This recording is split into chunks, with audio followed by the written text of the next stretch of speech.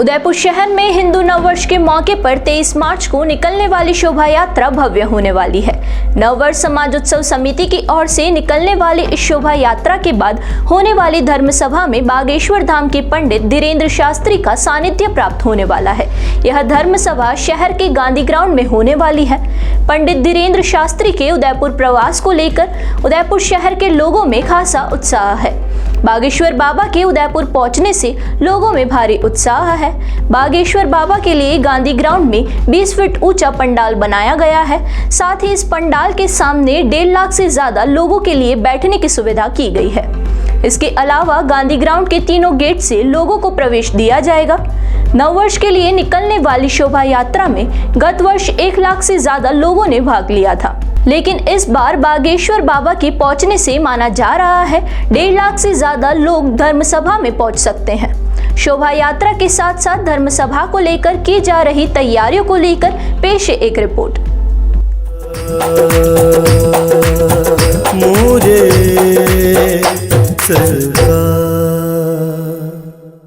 उदयपुर में नववर्ष की तैयारियां बड़े ही जोरों शोरों से चल रही है।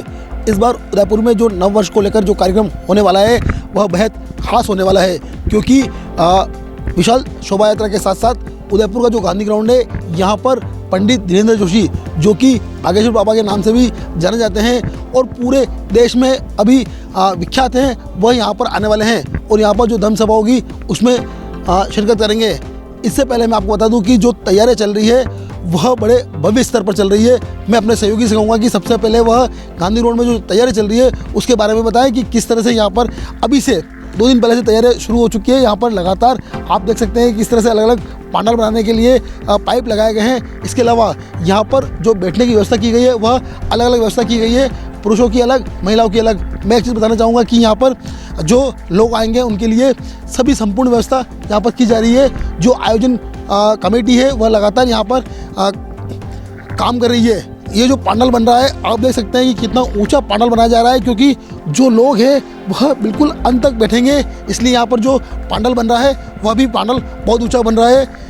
यहाँ पर जो है पंडित धीरेन्द्र जोशी धर्म सभा को संबोधित करने वाले हैं, क्योंकि जिस तरह की अभी वर्तमान में वह लगातार जो मांग कर रहे हैं हिंदू देश बनाने की, उसको लेकर यहाँ पर भी वह इस बात को रखेंगे।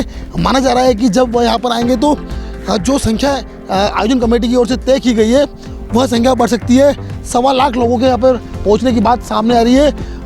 इस पूरी जो यहाँ पर तैयारी चल रही है और जो नववर्ष आयोजन समिति जो है उनके जो सह संयोजक है वह हमारे साथ मौजूद है। आइए हम उनसे बात करते हैं कि किस तरह से यहाँ पर अभी जो है तैयारियाँ चल रही है। आपका बहुत बहुत स्वागत है हमारे। मैं आपसे जानना चाहूँगा कि नववर्ष जो समारोह समिति बनी हुई है, यह समिति किस तरह से काम कर रही है और अभी क्या तैयारी चल रही है? सबसे पहले तो मैं आपके चैनल को धन्यवाद देना चाहता हूँ कि आप इस हिंदू नववर्ष के आयोजन को जो होने जा रहा है भव्य और दिव्य, उसका कवरेज कर रहे हैं। उसके लिए आपका बहुत बहुत आभार, धन्यवाद। भारतीय नववर्ष समाजोत्सव समिति एवं नगर निगम के संयुक्त तत्वाधान में ये भव्य कार्यक्रम आयोजित होने जा रहा है। उदयपुर के लिए गौरव की बात है कि हमको बागेश्वर धाम पंडित धीरेन्द्र शास्त्री जी का सानिध्य हमको उसमें मिलने वाला है। साथ ही देवकीनंदन जी ठाकुर जो प्रसिद्ध कथा मर्मज्ञ हैं, और साथ ही हमारे उत्तम स्वामी जी का भी सानिध्य हमको मिलने वाला है। साथ ही हमारे यहाँ के जो स्थानीय साधु संत हैं वो भी मंच साझा करेंगे और उनका सानिध्य हमको और आशीर्वाद प्राप्त होने वाला है। प्रारंभिक तैयारियों में पिछले 1.5 महीने से तैयारियां चल रही है और तैयारियों को फाइनल रूप दिया जा चुका है। सुरक्षा व्यवस्था, जल व्यवस्था, मंच व्यवस्था, मैदान की व्यवस्था, माइक व्यवस्था, नगर निगम और समाज उत्सव समिति मिलकर के कार्यकर्ताओं की फौज इस कार्यक्रम के लिए लग गई है, कमर कस चुकी है। इसी क्रम में पूरे शहर को सजाने का काम विभिन्न नगरों में माध्यम से लगभग जो 13 नगर और खंड मिलाकर के हैं वो अपने अपने कार्यकर्ता उसमें दिन रात जुटे हुए हैं। रंगोलियाँ बनाई जा रही है, पताकाएँ लगाई जा रही है, होर्डिंग्स लगाए जा रहे हैं और आज दिन में 3 से लगा करके शाम को 6 बजे तक कथा जो होने अपनी जो धर्म सभा जो होने वाली है उसका जो प्रारंभिक स्थान है नगर निगम टाउन हॉल। वहाँ से आज इस समिति के और नगर निगम के जो महापौर, उप महापौर और जो सभी प्रमुख कार्यकर्ता हैं प्रारंभिक वेशभूषा के अंदर निकलेंगे और वो पीले चावल और पैम्पलेट लेकर के यात्रा मार्ग में जितने भी दुकानें और घर हैं वहाँ जा कर के पीले चावल और पत्रक दे कर के इस धर्म सभा में पधारने का आग्रह करेंगे। एक चीज़ आपसे जानना चाह रहा हूँ कि आपने कहा कि जो अभी तैयारी चल रही है, जो शोभा यात्रा निकलने वाली है, विशाल शोभा यात्रा, वह कहाँ से शुरू होगी और उसमें कितने लोग शिरकत करेंगे? इसके अलावा उस शोभा यात्रा की बात करें तो किस तरह से उस शोभा यात्रा को संपन्न करवाने के लिए आयोजन समिति काम कर रही है? आयोजन समिति ने तय किया है कि शोभा यात्रा मुख्य रूप से टाउन हॉल से शुरू होगी। साथ में पिछले वर्ष कलश जो मातृशक्ति ने कलश लेकर चले थे वो एक जगह से था, लेकिन इस वर्ष कलश को 3 भागों में बांटा है। तो जगदीश चौक से एक कलश यात्रा निकलेगी, एक कलश यात्रा अपने भोपालपुरा ग्राउंड से निकलेगी, साथ ही तीसरा कलश यात्रा और डांडिया ये निकलेगा अपना जो फतेह स्कूल का ग्राउंड है वहाँ से निकलते हुए निकलेगी। और जो पुरुष वर्ग है और जो युवा वर्ग है, जो डीजे और प्रारंभिक ढोल नगाड़े बैंड बाजे और केसरिया साफ है और प्रारंभिक वेशभूषाओं के साथ सज धज के तैयार होकर के और इसके साथ साधु समाजों की झांकियाँ, साधु समाजों की बगिया में बैठ करके अपने को आशीर्वाद देते हुए वो लोग टाउन हॉल से झांकियों के रूप में प्रारंभ करेंगे। और ये सबका संगम दिल्ली गेट पे होने वाला है। जो भोपालपुरा ग्राउंड से कलश यात्रा आएगी उसका जो जगदीश चौक से आ रही वो और जो टाउन हॉल से मुख्य यात्रा प्रारंभ होकर के तीनों एक समय में दिल्ली गेट पर पे इसका संगम होगा। उसके पश्चात अश्विनी बाजार होते हुए हाथीपोल के रास्ते होते हुए चेटक में गांधी ग्राउंड पहुंचेगी और लगभग इसमें 1.5 लाख लोगों के आने का अनुमान है। बिल्कुल, आपने अभी एक बात कही कि 3 जगह से इस बार जो है कलश यात्रा निकलने वाली है। 1.5 लाख लोगों का जो आपने लक्ष्य रखा है, ये जो 1.5 लाख लोग हैं वो कहाँ से आएंगे? इसके अलावा कैसे यहाँ पर पहुँचेंगे? क्योंकि आप भी जानते हैं कि इतनी बड़ी संख्या में जब एक साथ लोग आएंगे तो कहीं ना कहीं जो व्यवस्थाओं की बात करें तो व्यवस्था भी सुचारू करनी बहुत ज़रूरी है।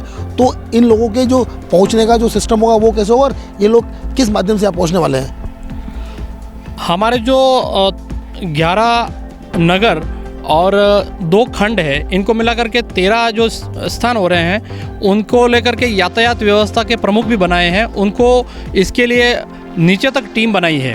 उस टीम के माध्यम से बसों की व्यवस्था की गई है, उनकी पार्किंग की व्यवस्था की गई है। उनको नंबर अलॉट करेंगे, जो व्यक्ति जिस बस में आया है उस क्षेत्र का नाम लिखेंगे ताकि उसको वापस जाने में असुविधा ना हो।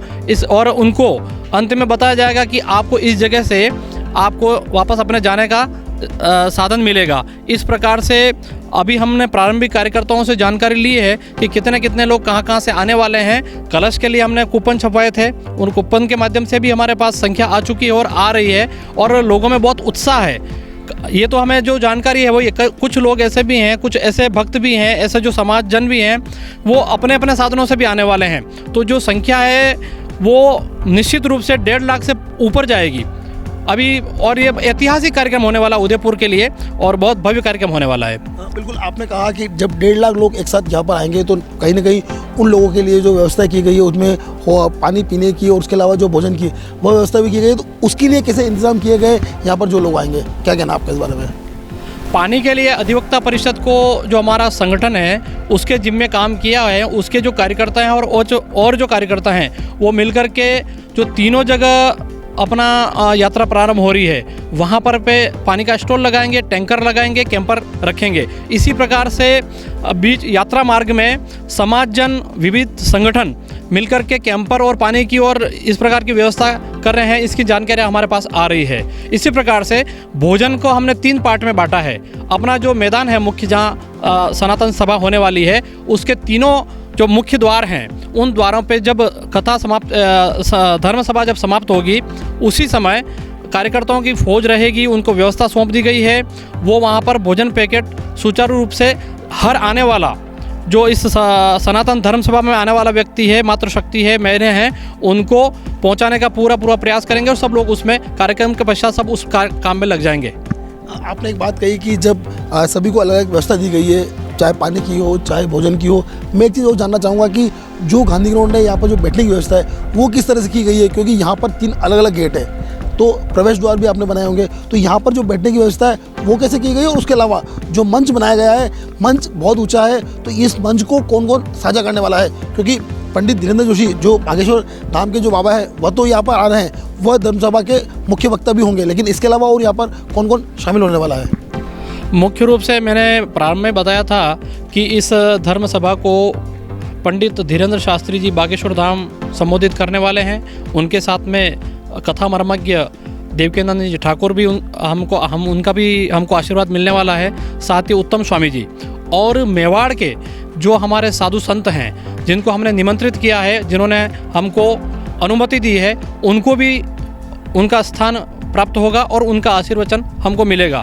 किंतु इतनी बड़ी सभा है तो सभी लोग तो उसको अपना आशीर्वाद वचन कर नहीं पाएंगे, उनका यहाँ पर सभा में केवल हमको सानिध्य प्राप्त होगा, लेकिन मुख्य उद्बोधन धीरेन्द्र शास्त्री जी और देवकीनंद जी ठाकुर जी का और उत्तम स्वामी जी का रहने वाला है। इसमें कार्यक्रम में और कुछ लोग अभी तय होंगे, अभी तक फाइनलाइज नहीं हुआ कि मंच पे कौन कौन फाइनल रहने वाले हैं, या भी हमारी जो केंद्रीय टीम है वो तय करके बताएगी। तो आपने सुना कि किस तरह से यहाँ पर जो कार्यक्रम होने वाला है, उस कार्यक्रम में यहाँ पर पंडित धीरेन्द्र शास्त्री वो यहाँ पर मुख्य रूप से मुख्य वक्ता होंगे। हालांकि इससे पहले जो सभा हुई है, वह मुंबई में जो सभा हुई है वह भी एक ऐतिहासिक सभा मानी जा रही है। जैसे कि वहाँ से जो बातें सामने आई है, वहाँ पर भी जो बार बार वह एक ही बात को दोहरा रहे हैं कि हिंदू राष्ट्र बनना चाहिए। हो सकता है कि वह भी इस बात को यहाँ पर दोहराए, क्योंकि जो धर्म सभा है उसमें 1.5 लाख लोग यहाँ पर भाग लेने वाले हैं। मैं एक बार अपने सहयोगी से कहूँगा कि वो एक बार फिर आपको दिखाए जो मंच बन रहा है, उस मंच पर पंडित धीरेन्द्र शास्त्री के साथ साथ जो अन्य साधु संत हैं वो विराजेंगे। आप देख सकते हैं कि किस तरह से जो ये जो पूरा मंच बन रहा है, ये कितना ऊंचा मंच बन रहा है, क्योंकि जो यहाँ से पूरे ग्राउंड को देखा जा सकता है। जो साधु संत और जो मुख्य वक्ता है वो यहाँ पर विराजेंगे।